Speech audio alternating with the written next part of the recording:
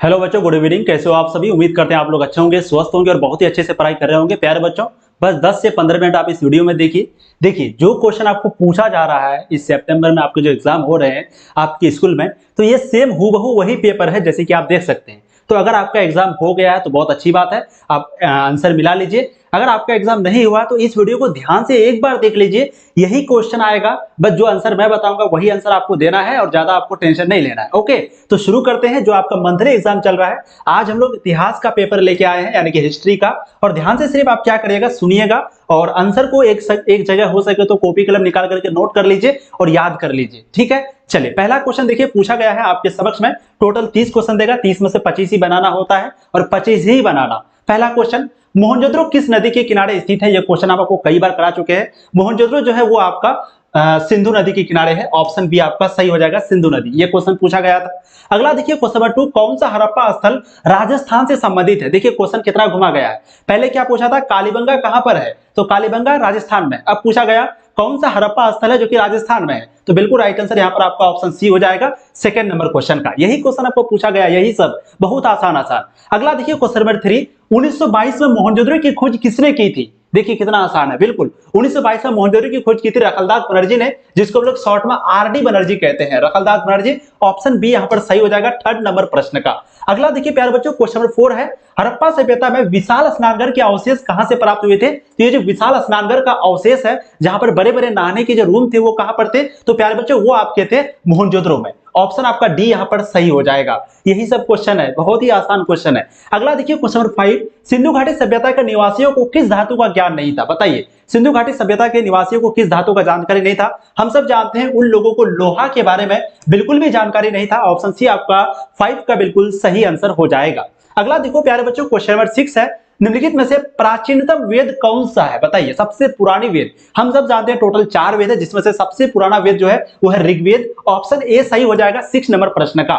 जितना भी क्वेश्चन आपको करवाए हैं, जो अच्छे से पढ़ रहे होंगे वो सारा आंसर दे देगा। अगला देखिए क्वेश्चन नंबर आपका 7, उपनिषदों की रचना कब हुई थी? उपनिषदों की रचना, यहाँ पर आपको काल बताना है, तो इसका जो काल है वो हो जाएगा उत्तर वैदिक काल। ऑप्शन बी आपका सही हो जाएगा। कोई क्वेश्चन अगर नहीं आया तो छोड़ दीजिएगा, क्योंकि 25 ही बनाना है। ठीक है, तो उपनिषदों की जो रचना है वो हुई थी उत्तर वैदिक काल में। ऑप्शन आपका बी यहां पर सही हो जाएगा। अगला देखिए, बोध गया का संबंध किस धर्म से? आप बताइए, बोध गया में क्या हुआ था? गौतम बुद्ध को शिक्षा की प्राप्ति हुई थी। इसका मतलब बोध गया और गौतम बुद्ध कौन है? गौतम बुद्ध जिन्होंने बौद्ध धर्म की स्थापना करी है ना। तो इसका मतलब हुआ कि बोध गया का जो संबंध है वो है आपका बौद्ध धर्म से। ऑप्शन डी आपका सही हो जाएगा, क्योंकि बोध गया में गौतम बुद्ध शिक्षा प्राप्त किए थे और गौतम बुद्ध जिन्होंने बौद्ध धर्म की स्थापना करी, इसलिए राइट आंसर आपका डी हो जाएगा, बोध गया का संबंध है बौद्ध धर्म से।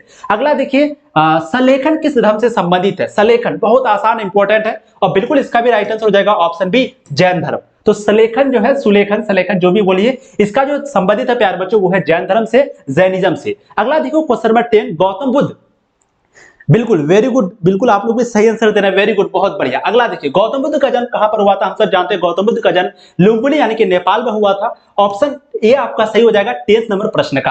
अगला देखो प्यारे बच्चों, क्वेश्चन नंबर 11, प्रथम बौद्ध संगीति कहां हुई थी? देखिए यहां पर आपको बौद्ध संगीति पूछा गया है। ये बौद्ध संगीति को अच्छे से याद रखिएगा, क्योंकि क्वेश्चन आपको पूछे जाते हैं। ठीक है, तो प्रथम बौद्ध संगीति जो है वो हुआ था राजगृह में। ऑप्शन सी सही हो जाएगा 11th का। और बिल्कुल प्यारे बच्चों आप लोग भी सही लगा रहे हैं। वैसे ये क्वेश्चन भी पूछा गया है, अगर आपको जैन संगीति पूछता, देखिए बहुत सारे लोग कंफ्यूज हो जाते हैं, कंफ्यूज नहीं होना।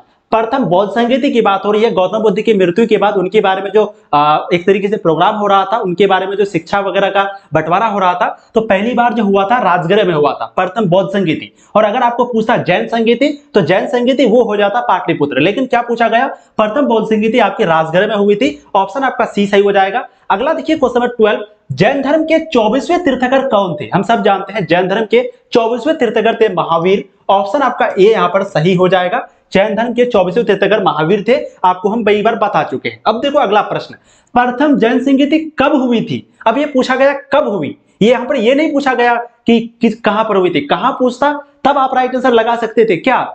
पाटलिपुत्र। लेकिन पूछा गया कब हुई, तो राइट आंसर हो जाएगा प्यारे बच्चों 3री शताब्दी ईसा पूर्व में। 13 का बिल्कुल सही आंसर आप लोग भी दे रहे हैं, 13 का राइट आंसर 3री शताब्दी ईसा पूर्व में हो जाएगा। अगला देखिए, महावीर के बचपन का नाम, यहाँ पर महावीर का हो रहा है जल्दीबाजी में। देखिए एक बच्चा सिद्धार्थ लगा दिया, क्योंकि गलत हो जाएगा।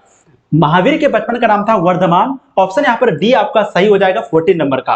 अगर आपको पूछा जाता प्यारे बच्चों बचपन का नाम गौतम बुद्ध का, तब वहां पर होता वर्धमान, सॉरी सिद्धार्थ। ओके, तो यहाँ पर महावीर के बचपन का नाम क्या था? वर्धमान। ओके प्यारे बच्चों, वेरी गुड। चलो अब देखिए अगला प्रश्न मैं हिंदी में ही दिखाऊंगा, इंग्लिश वाले भी समझ ही जाएंगे। अगला देखिए क्वेश्चन नंबर 15, श्वेतांबर और दिगंबर का संबंध किस धर्म से है? तो हम सब जानते हैं श्वेतांबर और दिगंबर इन दोनों का संबंध है जैन धर्म से। ऑप्शन सी आपका सही हो जाएगा। बाकी सुत्त पिटक, त्रिपिटक, विनय पिटक, अभिधम्म पिटक, सांची का स्तूप, ये सभी का संबंध बौद्ध धर्म से है, लेकिन श्वेतांबर और दिगंबर का संबंध जैन धर्म से है। सुत्त पिटक किस धर्म का ग्रंथ है? तो हम सब जानते हैं सुत्त पिटक जो है वो आपका बौद्ध धर्म का ग्रंथ है। ऑप्शन ए सही हो जाएगा 16 नंबर प्रश्न का। अगला देखिए क्वेश्चन नंबर 17, ऋग्वैदिक आर्यों के सबसे प्रमुख देवता कौन थे? तो ऋग्वैदिक आर्यों के, आवाज वगैरह तो जा रही है ना जी, ऋग्वैदिक आर्यों के जो सबसे प्रमुख देवता थे प्यारे बच्चों वो कौन थे? इसका जो राइट आंसर है वो हो जाएगा इंद्र, है ना। 17 का राइट आंसर ऑप्शन ए हो जाएगा। बिल्कुल सही जवाब आप लोग दे रहे हैं और वेरी गुड, बहुत बढ़िया आंसर आप लोगों का आ रहा है।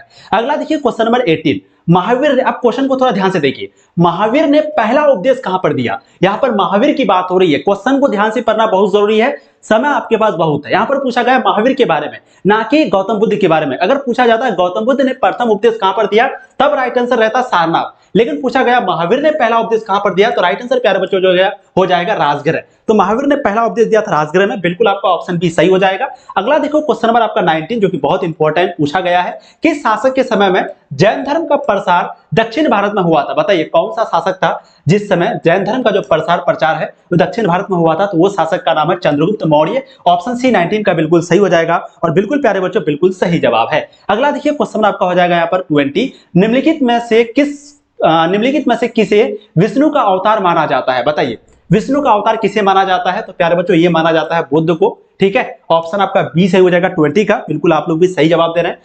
गौतम बुद्ध को जो है विष्णु का अवतार माना जाता है। ओके, अगला देखिए हड़प्पा स्थल आलमगीरपुर का संबंध किस राज्य से है? तो आपको एक हड़प्पा स्थल एक जगह था आलमगीरपुर, अब आपको बताना है ये आलमगीरपुर का जो संबंध है वो मतलब कि एक तरीके से ये कहां पर है? तो ये आपका उत्तर प्रदेश में है। ऑप्शन बी आपका सही हो जाएगा 21 नंबर प्रश्न का। अगला देखिए क्वेश्चन नंबर 22, हड़प्पा सभ्यता के किस स्थल को मृतकों का टीला कहा जाता है? हम सब जानते हैं मृतकों का टीला कहा जाता है मोहनजोदड़ो को। ऑप्शन डी आपके यहां पर सही हो जाएंगे। अगला देखिए प्यारे बच्चों क्वेश्चन नंबर 23, हड़प्पा सभ्यता का विस्तार लगभग कितने वर्ग किलोमीटर में था? यहां पर देखिए एक वर्ड यूज किया गया लगभग हम लोग जानते हैं 12,99,660 किलोमीटर या 666 इतना किलोमीटर में फैला हुआ था। अगर इसको हम लोग लगभग में लेंगे तो लगभग में कितना हो जाएगा? 13 लाख हो जाएगा, ठीक है। तो अगर लगभग पूछा जाए ऑलमोस्ट कितना था? 13 लाख था।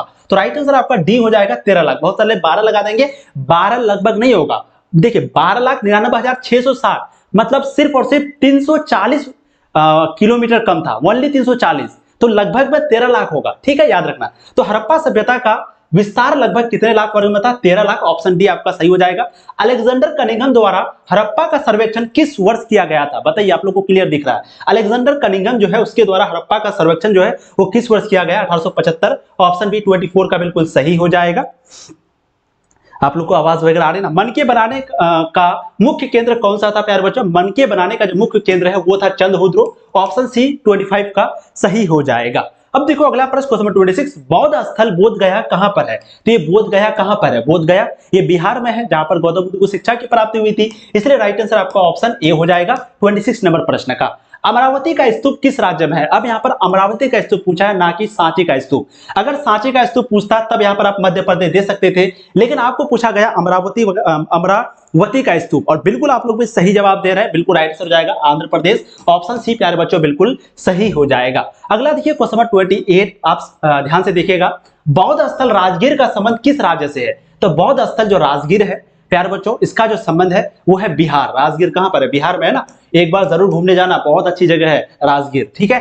अगला देखिए क्वेश्चन, वैसे मैं भी नहीं गया हूं, बस सुना हूं, जाऊंगा तो फिर ब्लॉग बनाऊंगा। अगला देखिए, कौन सा संप्रदाय भगवान विष्णु और उनके अवतारों की भक्ति में विश्वास करता है? बताइए कौन सा संप्रदाय है जो कि भगवान विष्णु, ध्यान से सुनिएगा, कौन सा संप्रदाय है जो कि भगवान विष्णु और उनके अवतारों की भक्ति में विश्वास रखता है? तो हम सब जानते हैं विष्णु जो है वो वैष्णव संप्रदाय से हो जाएगा, ठीक है, तो राइट आंसर क्या हो जाएगा? ऑप्शन ए वैष्णव संप्रदाय 29 का। अगला देखिए जो कि बिल्कुल अलग ही क्वेश्चन है, जादू टोना और दैनिक अनुष्ठानों का वर्णन किस वेद में है? तो जादू टोना और दैनिक अनुष्ठानों का जो वर्णन है ये आपका अथर्ववेद में है। ऑप्शन आपका डी यहाँ पर सही हो जाएगा 30 नंबर प्रश्न का। ठीक है, अब थोड़ा सा सब्जेक्टिव भी आप लोग फटाफट से देख लीजिए। एक चीज आपको बताते हैं, हम लोग जो है प्यारे बच्चों, हम लोग जो है 15 अक्टूबर से, ध्यान से सुनिएगा आप लोग, यहाँ पर बहुत इंपॉर्टेंट चीज बताए जा रहे हैं, जिसकी अगर बिल्कुल भी तैयारी नहीं हुई है ध्यान से सुनिए, फिर सब्जेक्टिव भी बताएंगे। जिसकी अगर बिल्कुल भी तैयारी नहीं हुई तो 15 अक्टूबर से हम लोग क्रैश कोर्स लॉन्च करने जा रहे हैं। क्या? Crash course. तो अगर आप एक भी चैप्टर नहीं पढ़े हैं तो बिल्कुल चैप्टर 1 से आपका पढ़ाई स्टार्ट होगा, और चैप्टर 1 से लेकर के जितना चैप्टर है सारा चैप्टर आपको पढ़ाया जाएगा, एक एक लाइन एक एक पॉइंट। कब? 15 अक्टूबर से, जिसको हम लोग क्रैश कोर्स कहेंगे, जहां पर आप आराम से ज्वाइन होकर के एक बहुत ही अच्छे नंबर ला सकते हैं और अपने नाम को डिस्ट्रिक्ट टॉपर तक पहुंचा सकते हैं। मैं इस बात का गारंटी देता हूं, और क्या पढ़ना है, कैसे पढ़ना है, वो सारी चीजें आपको पता चल जाएगा 15 अक्टूबर को, जब हम लोग का क्रैश कोर्स लॉन्च होगा।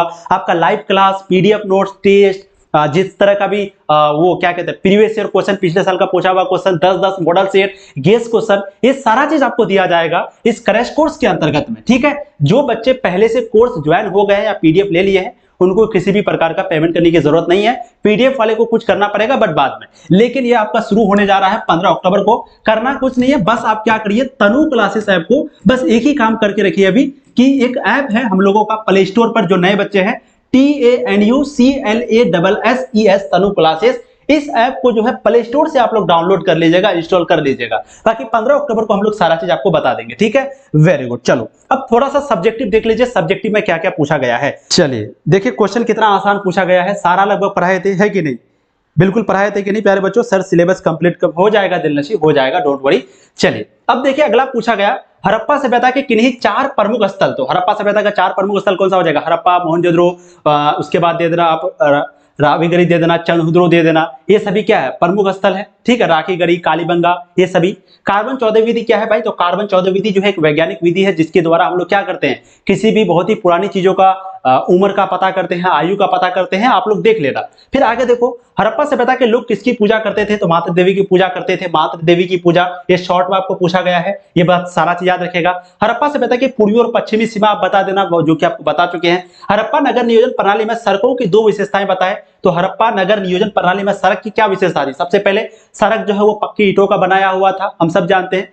दो विशेषता पूछा है, तो सड़क जो है वो पक्की ईंटों का बना था, सड़क जो है बिल्कुल समकोण पर बना हुआ था, सड़क के दोनों किनारे नाला बना हुआ था। ये सभी क्या है? उसकी विशेषता है। ओके, अगला देखिए, जैन धर्म की 2 महत्वपूर्ण शिक्षाएं। तो जैन धर्म की 2 महत्वपूर्ण क्या? कोई भी धर्म क्या सिखाता है? हमेशा सच बोलो, किसी से झूठ मत बोलो, किसी का बुरा मत सोचो, सही रास्ते पर चलो, सीधे रास्ते पर चलो, चोरी ना करना, एक तरीके का बहुत सारा नॉलेज आपको दे चुके थे। स्तूप क्या है भाई? तो स्तूप जो है एक प्रकार का सांचे का स्तूप के बारे में आप लिख सकते हैं, जैसे बहुत ही आसान क्वेश्चन है, स्तूप के बारे में आप आराम से लिख सकते हैं। लिंगायत संप्रदाय के बारे में आप आराम से लिख सकते हैं। जैन धर्म के 2 योगदान लिखे आराम से। हीनयान और महायान में 2 अंतर लिखे। बहुत ही हीनयान जो वर्ग थे ये बहुत सीधा साधा था, श्वेत ये था, महायान थोड़ा कट्टरपंथी था, आराम से लिख सकते हैं। ठीक है, फिर आगे देखो प्यारे बच्चों, हड़प्पा सभ्यता के धार्मिक जीवन, हड़प्पा सभ्यता के वाणिज्य एवं व्यापार, भगवान बुद्ध के उपदेश देना है, 6ठी शताब्दी ईसा पूर्व में धर्म सुधार आंदोलन, उनके बाद भारत में शैव धर्म के आरंभ एवं विकास। तो बस ये सारा क्वेश्चन था, जो कि बहुत आसान है, आप लोग एक बार देख लेना, ये सारा क्वेश्चन का आंसर आपसे आराम से बन जाएगा, यही क्वेश्चन आपको पूछा जाएगा। ठीक है,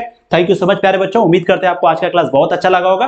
फटाफट से इस वीडियो को ज्यादा से ज्यादा शेयर करिएगा, जो दोस्त आपके इस क्लास को मिस कर गए। ओके, प्लीज आप लोग शेयर करिएगा, क्योंकि उनका भी तैयारी अच्छे से हो जाए और वो भी पास कर जाए। बाकी टेंशन मत लीजिए, बहुत आसान क्वेश्चन पूछा जा रहा है।